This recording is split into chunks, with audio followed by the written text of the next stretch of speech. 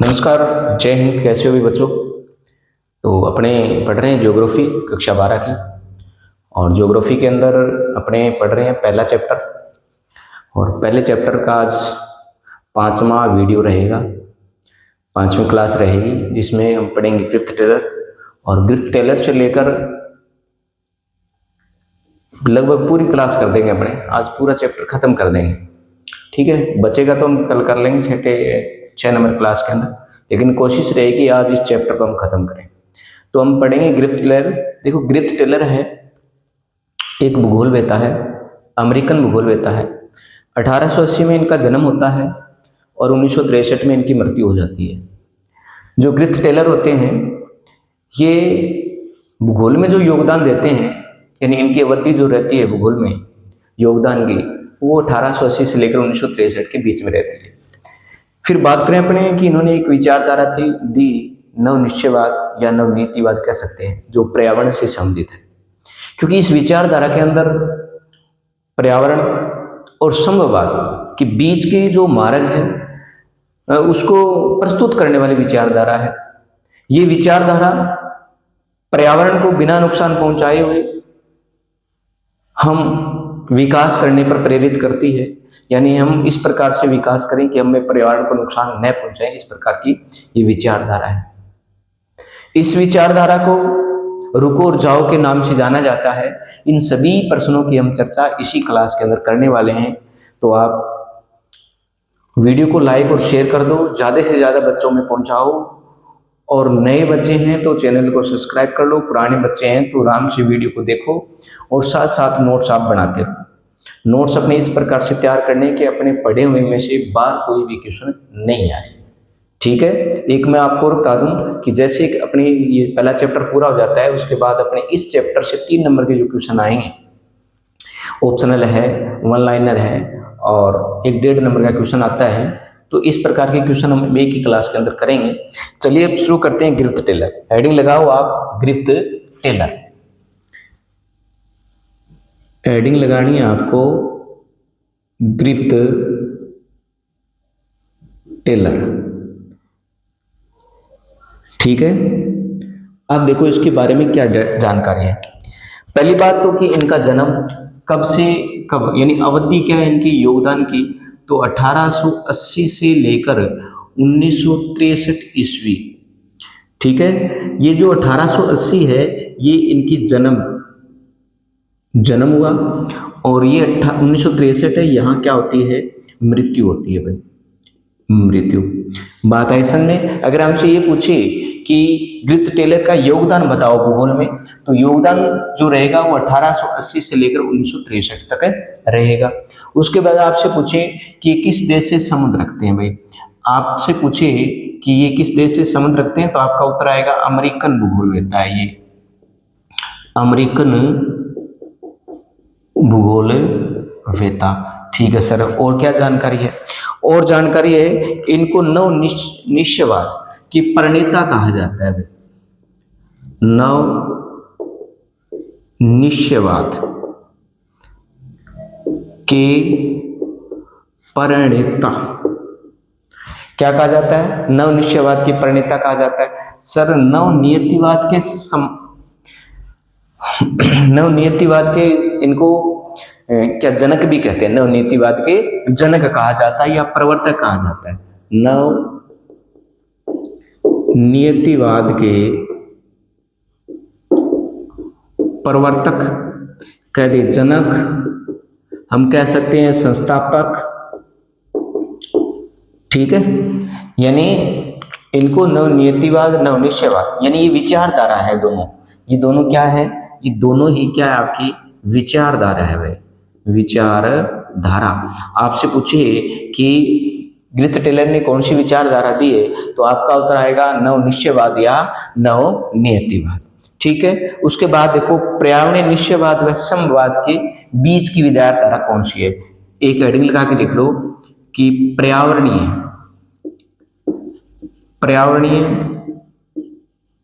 निश्चयवाद, पर्यावरणीय निश्चयवाद और समवायवाद के बीच की विचारधारा के बीच की विचारधारा। भी आपसे ये पूछ रहा है कि पर्यावरणीय निश्चयवाद और समवाद के बीच की विचारधारा कौन सी है, तो उत्तर क्या आएगा आपका? आपका उत्तर आ जाएगा, क्या आ जाएगा? नव निश्चयवाद आ जाएगा सर। क्या आ जाएगा भाई? नव निश्चयवाद। नव निश्चयवाद कह सकते हैं अपने, नव नियतिवाद कह सकते हैं। ठीक है, जो आपको अच्छा लगे वो कह सकते हो भी। अच्छा, और भाई नोट लगा के लिखो, यहां नोट लगा के लिखो आप, नव निश्चयवाद को रुको, नव निश्चयवाद विचारधारा को लिखो, पूरा लिख लो भाई। नव निश्चयवाद विचार धारा को रुको और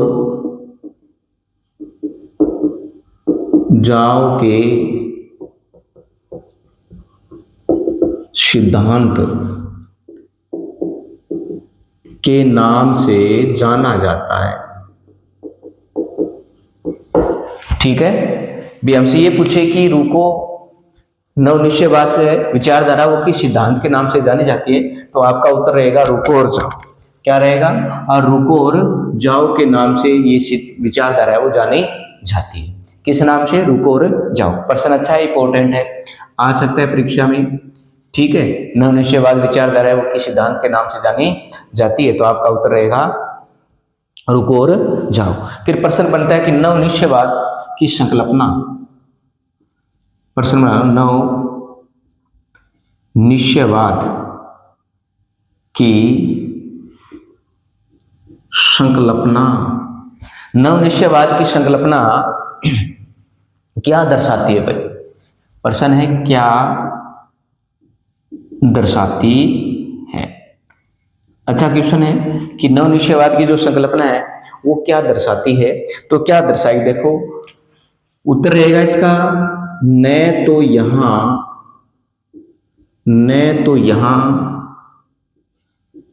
नितांत आवश्यकता की स्थिति है और न ही यहां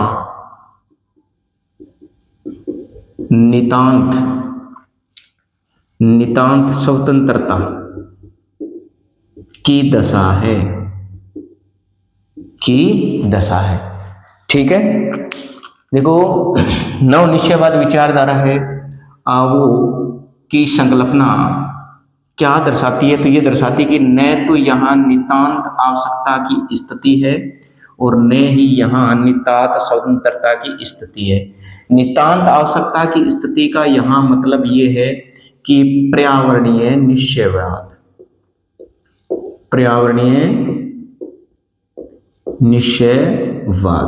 न तो यहाँ पर्यावरणीय निश्चयवाद की स्थिति है और न ही यहाँ नितांत स्वतंत्रता का अर्थ है यहाँ समवायवाद।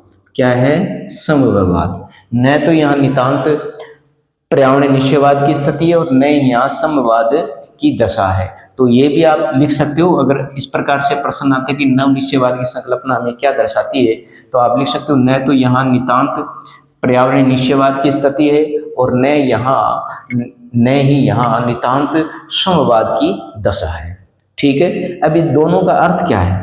भी पर्यावरणीय निश्चयवाद की स्थिति नहीं है और नहीं यहाँ समवाद की स्थिति। इसका अर्थ ये है कि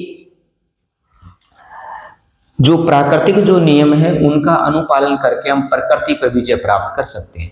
यानी जो प्राकृतिक नियम है उन पर हम उन प्रकृति के नियमों का पालन करके उन पर हम क्या कर सकते हैं? प्रकृति के जो भी तत्व हैं उन पर विजय प्राप्त कर सकते हैं। ठीक है, ठीक है, एक प्रश्न बना लो फिर ऐसा ही यहाँ मैं प्रश्न बना के दे देता हूँ। देखो क्या प्रश्न रहेगा। प्रश्न ये रहेगा, न तो यहाँ नितांत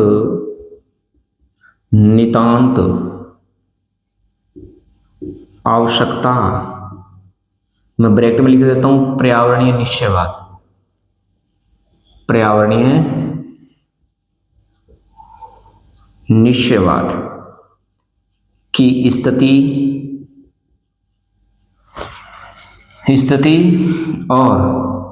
है और न ही नितांत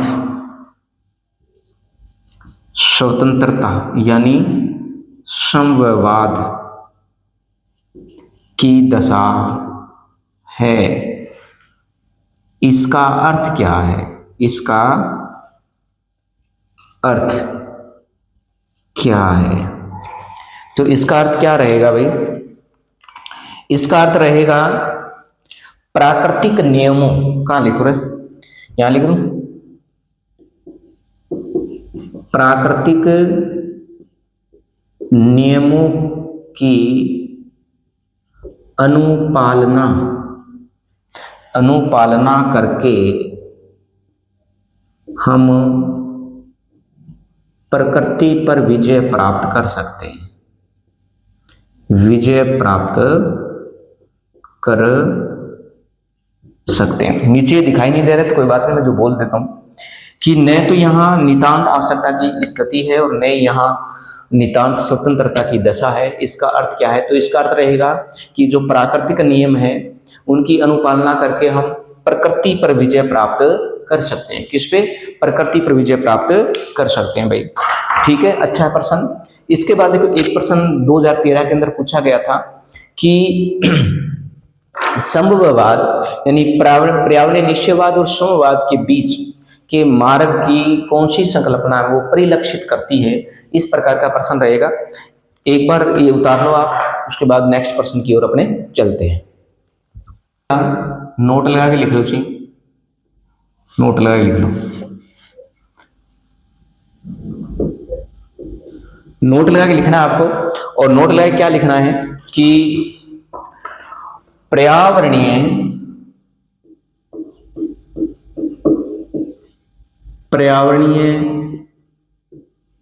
निश्चयवाद और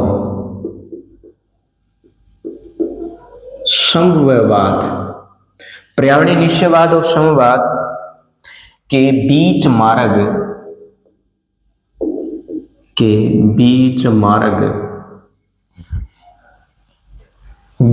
को कौन सी संकल्पना, कौन सी संकल्पना परिलक्षित करती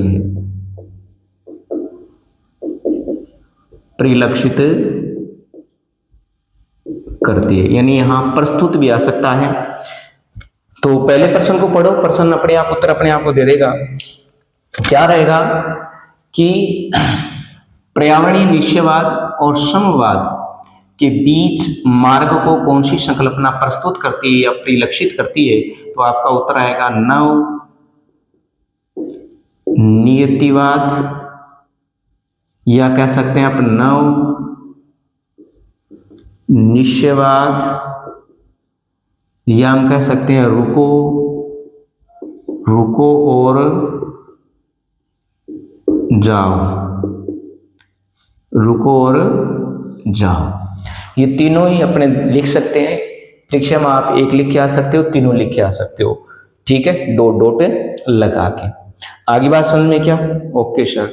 फिर देखो एक प्रश्न और है, अपने नोट्स इस प्रकार से करेंगे कि प्रश्न बना के। ठीक है, वीडियो अच्छा लग रहा है तो लाइक और शेयर कर दो दबा के सी, और ज़्यादा से ज़्यादा भी आपका सहयोग रहेगा तो मैं आपको अच्छी तरह से पढ़ाऊंगा ना। हाँ, एक गारंटी है, जितना मैं पढ़ाऊंगा उसी में से पेपर बन के आएगा आपका।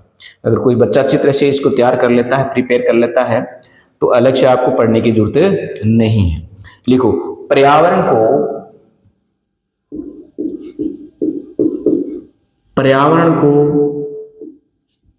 बिना नुकसान किए ही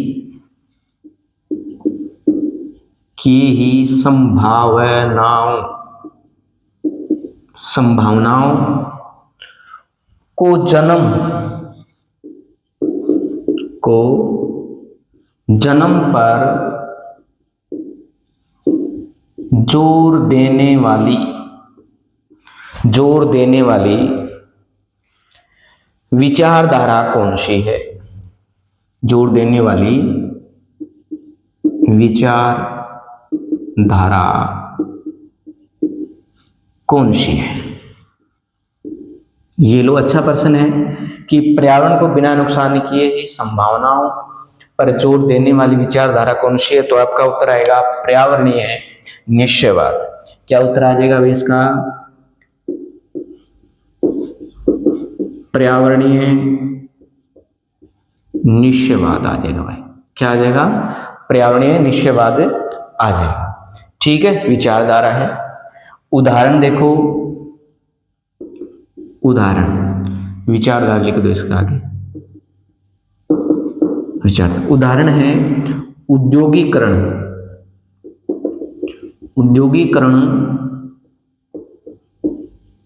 करते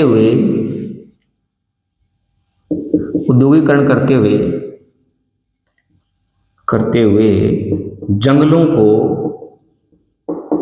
नष्ट होने से बचाना।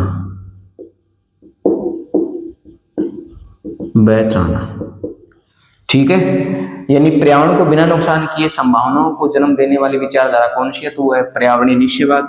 और जो पर्यावरणीय निश्चयवाद है ये कहती है कि हमें विकास इस प्रकार से करना है कि जिसमें जैसे उद्योग लगाने हैं तो उद्योग इस प्रकार से लगाएं कि जंगल है वो नष्ट न हो। ठीक है, ओके सर, उतारो फिर आगे बढ़ते हैं। अपने एक प्रश्न और लेके आता हूं मैं आपके लिए, बढ़िया वाला है। और क्वेश्चन ये है कि मानव भूगोल की कल्याणपरक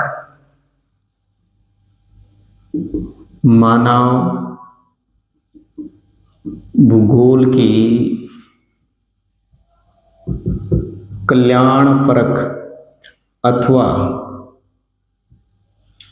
मानवतावादी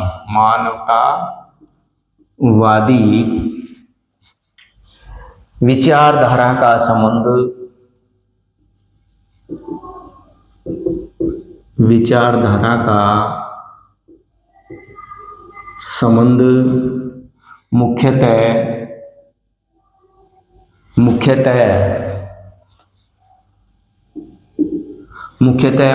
का संबंध मुख्यतः लोगों के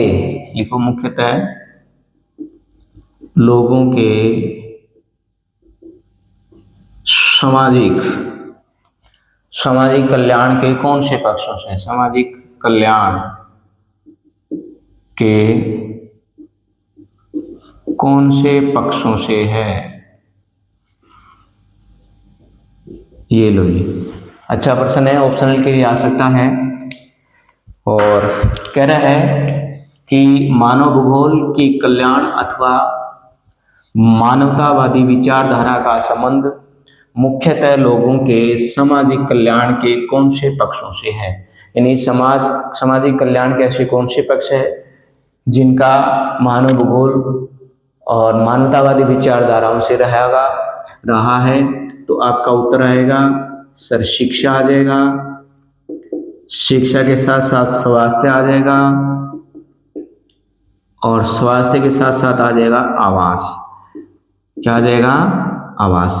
ये तीनों ही कल्याणप्रक विचारधारा है। यानी अगर ये किसी व्यक्ति या किसी लोगों को उपलब्ध करवा दी जाए तो उसका भला हो सकता है, यानी समाज में वो अच्छे तरीके से रह सकता है, स्वास्थ्य सुधार सकता है, अपना आवास भी सुधार सकता है। ठीक है, ठीक है सर। एक खालिस्तान लिखो आप। खालिस्तान ये है कि आमूल विचारधारा है जिसको रेडिकल कहते हैं। रेडिकल विचारधारा, आमूलवादी विचारधारा ने निर्धनता के कारण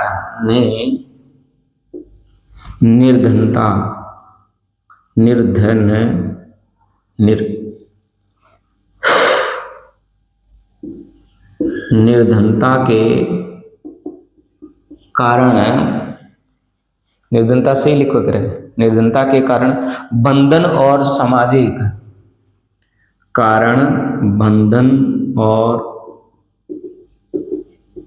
सामाजिक असमानता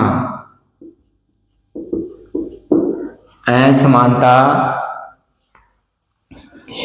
की व्याख्या के लिए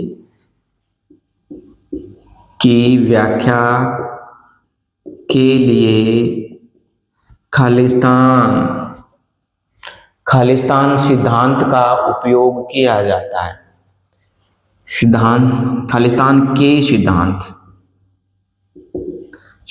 का उपयोग किया जाता है। देखो अब ये कह रहा है कि आमूलवादी रेडिकल विचारधारा है। ये जो रेडिकल विचारधारा है इसका संबंध सीधा सीधा है गरीब लोगों से, यानी निर्धनता के कारण जो सामाजिक असमानता में जो बंधे हुए लोग हैं उनके लिए विचारधारा काम करती है। और ये विचारधारा किसने दी? तो इस सिद्धांत विचारधारा एक वैज्ञानिक दी जिसका नाम था मार्क्स। उसने अपने ही नाम से अपना सिद्धांत दिया। तो उत्तर में क्या आ जाएगा? मार्क्स आ जाएगा। क्या आ जाएगा? मार्क्स का आ जाएगा। सीधा सीधा प्रश्न आ सकता है कि आमूलवादी विचारधारा का संबंध निम्न में से है, तो आपका उत्तर आएगा निर्धनता से है। किससे है? निर्धनता से है, क्योंकि निर्धनता के कारण जो लोग बंधन और सामाजिक असमानताओं में बंधे हुए हैं उनकी व्याख्या करने के लिए किस सिद्धांत का उपयोग किया गया? तो उत्तर आएगा मार्क्स।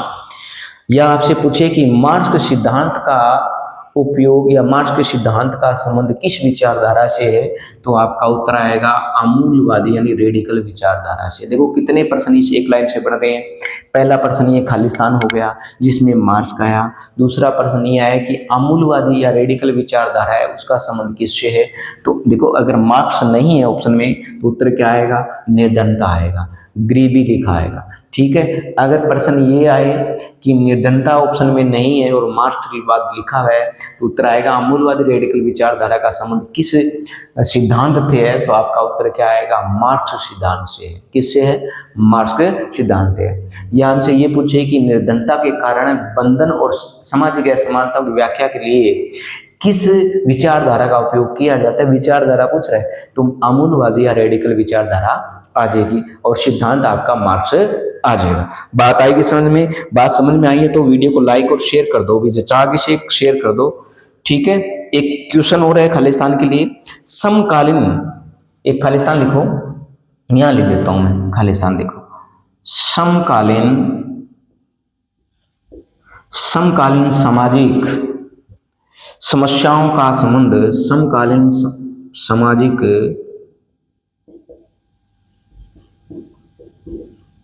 समस्याओं का संबंध खालिस्तान के विकास से था।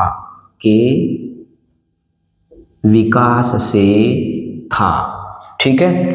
अच्छा, खालिस्तान है कि समकालीन सामाजिक समस्याओं का संबंध है वो किससे था भाई? किसके विकास से था? पूंजीवाद के विकास था। उत्तर में क्या आ जाएगा? यहाँ पूंजीवाद के विकास से था।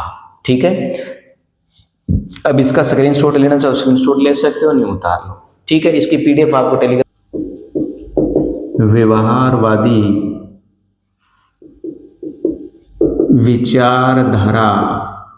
व्यवहारवादी विचारधारा ने प्रत्यक्ष अनुभव के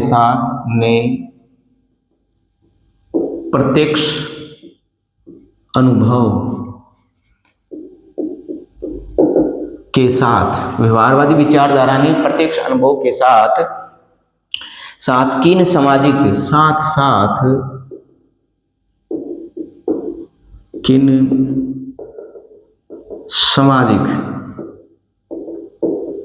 वर्गों का मतलब है यहां वर्ग, ठीक है, पर जोर दिया है।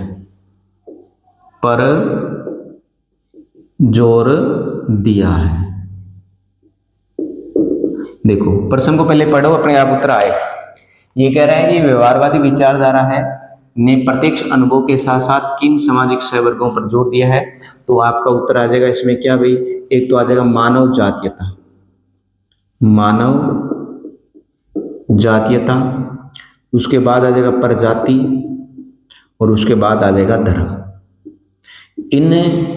ये जो वर्ग है इन वर्गों पर ज्यादा जोर है वो दिया गया। कौन सी विचारधारा में?